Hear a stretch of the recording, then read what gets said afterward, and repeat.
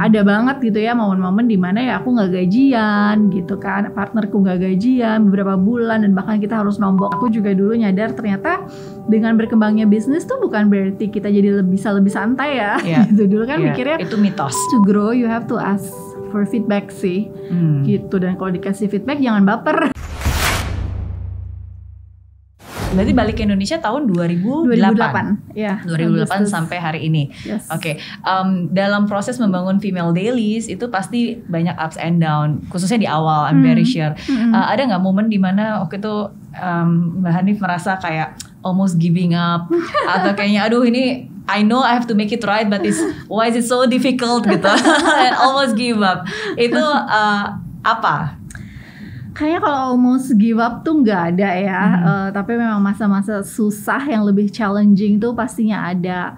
Cuma kenapa nggak pernah give up ya, karena ini adalah sesuatu dari awal tuh aku udah tahu bahwa ini tuh long term gitu loh. Kayak finish line-nya tuh ya emang masih belum kelihatan gitu dan nggak tahu apa, yang penting kita selalu berkembang gitu. Jadi nggak pernah ngerasa udah mentok, udah nih nggak bisa ngapa-ngapain lagi gitu, karena pasti ada sesuatu yang bisa kita lakukan untuk ngelewatin challenge itu. Dan kayak di setiap challenge kita tuh pasti sebenarnya kita udah dipersiapkan gak sih dari challenge sebelumnya yang memang kecil-kecil, makin lama memang makin besar, tapi ya kitanya sendiri juga udah makin pinter gitu ya, makin tough dan lain-lain gitu. Jadi aku sendiri kayak nggak takut, nggak terlalu maksudnya nggak terlalu fokus di challenge-nya itu sendiri, tapi ya lebih fokus ke nyari solusinya sih gitu.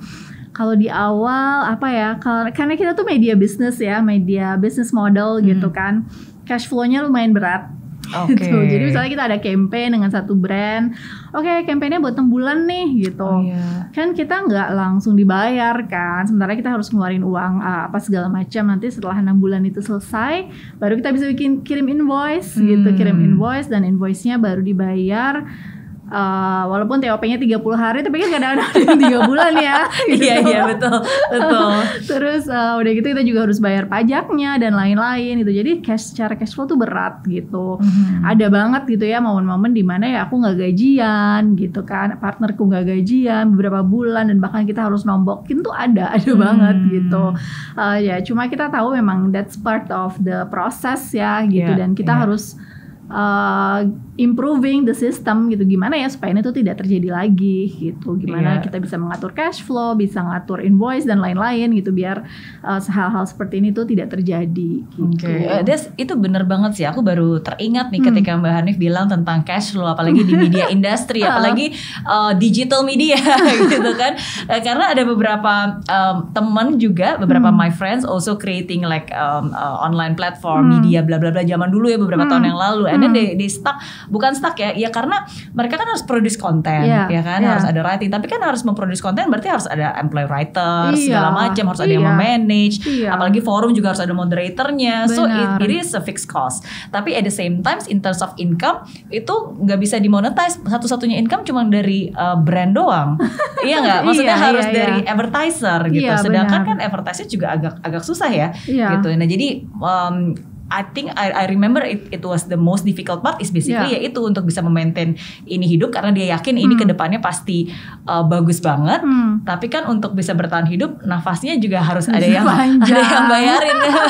Kalau pakai uang sendiri mungkin bisa, tapi kan nggak bisa bertahan lama gitu. Jadi itu sih yang akhirnya membuat mati di tengah jalan, karena nafasnya nggak bisa panjang. Benar. Gitu. Apalagi kan kadang-kadang kalau brand kan kita juga nggak di-link sama brandnya langsung ya, mereka punya agency, ada agensinya masing-masing gitu. Jadi banyak lah rantainya gitu yang nggak bisa langsung diselesaikan secara cepat gitu. Jadi ya itulah salah satu challenge-nya. Dan aku sih juga dulu tuh udah lumayan nyadar ya, mungkin karena baca buku dan lain-lain, jadi kayak udah bisa manage ekspektasi bahwa ini tuh tidak seindah, tidak seromantis yang dibayangkan gitu. Dan aku juga dulu nyadar ternyata dengan berkembangnya bisnis tuh bukan berarti kita jadi bisa lebih santai ya. Gitu. Dulu kan mikirnya itu mitos. Kita bisa mulai bisnis bisa lebih punya banyak waktu, lebih santai, lebih banyak uang. Nggak juga sih, apalagi di awal. Jadi dulu mikirnya misalnya pas di awal aku masih nulis artikel sendiri, kayak enaknya nanti kalau udah ada tim editor bisa mereka yang nulis gitu. Tapi ternyata setelah ada tim editor kan berarti kita juga timnya makin besar, payrollnya juga makin besar kan gitu. Terus targetnya ya pasti juga kita mau maunya makin besar dong, masa tiap tahun segitu-segitu aja gitu. Jadi semakin besar perusahaan ya makin banyak divisi, makin banyak yang diurus, makin banyak targetnya juga makin besar challenge-nya sih gitu. Jadi udah bisa manage expectation di sini. Oke. Then what is the turning point? What was the turning point yang akhirnya yang kayak tadi mungkin Mbak Hanif bilang sempat nggak digaji lah, ngomongin uang sendiri sampai akhirnya udah lumayan bisa overcome and then like udah mulai bisa bernafas.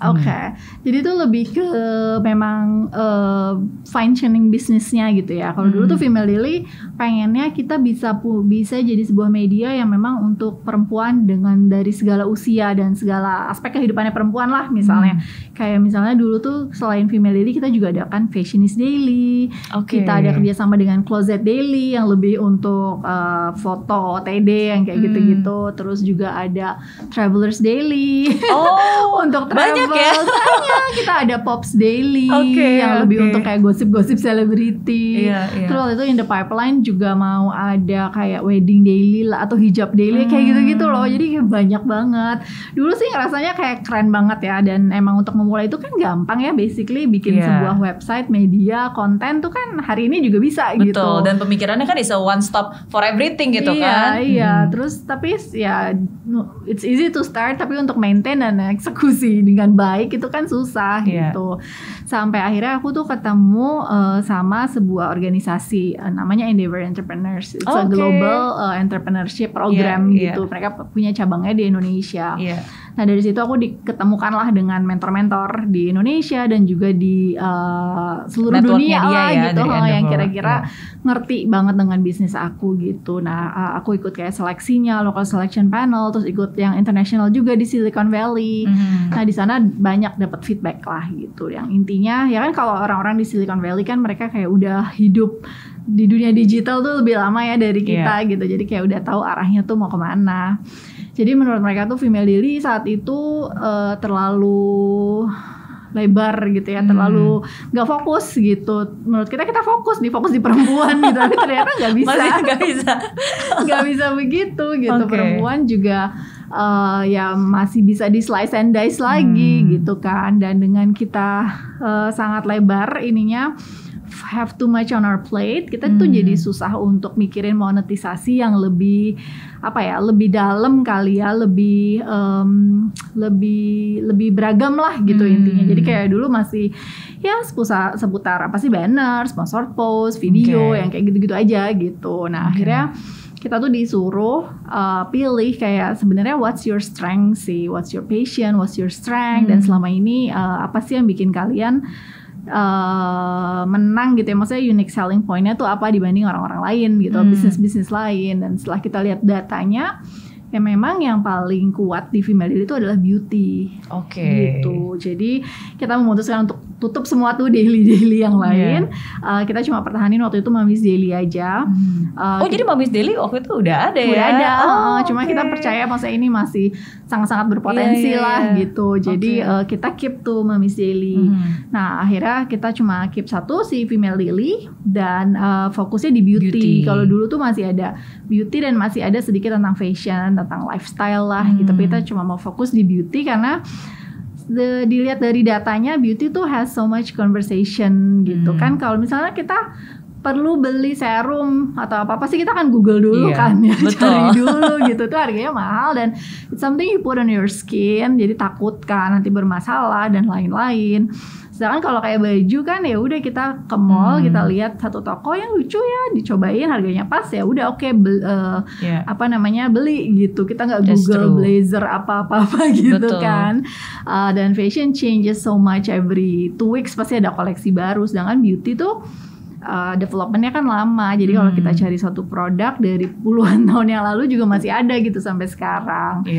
Jadi kita ngelihatnya ya memang untuk beauty tuh lebih banyak conversation dan proses researchnya tuh lebih panjang. Jadi kayak media nih lebih banget diperlukan gitu. Dan untuk beauty juga bisa banyak banget kan ininya, eventnya, beauty workshop, makeup kelas, skincare workshop, apalah rambut, hair, and nails gitu tuh banyak banget. Ya kan? Iya, akhirnya ya udah dengan kita fokus di beauty, kita bukan cuma media sekedar review, tapi kita bisa bangun platform yang lebih terstruktur gitu, which is si beauty review platform.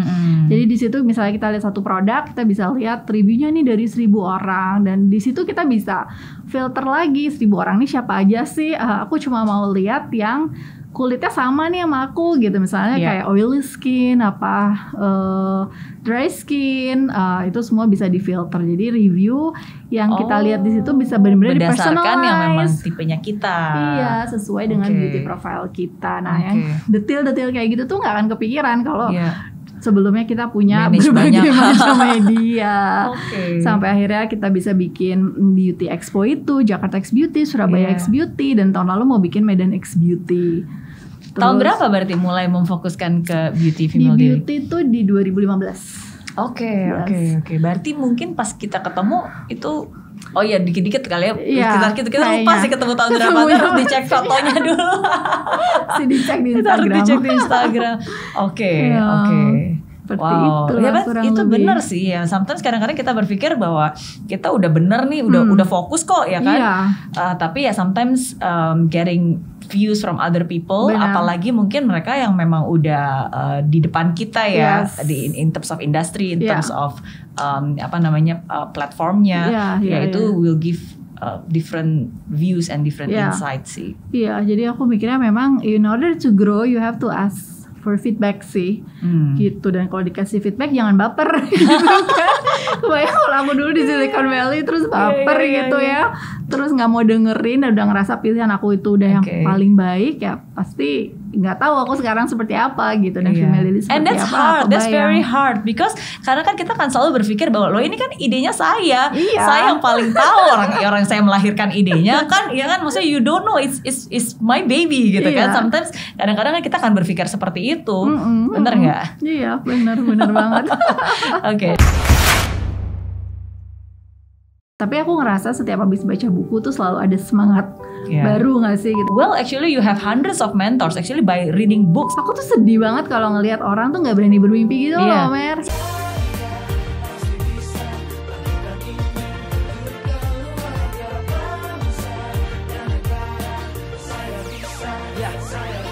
Laksana bumi tanpa hujan, hidup tanpa tujuan, kering dan mati tanpa hijaunya tumbuhan. Demikian kalau mimpi tak kunjung terjadi.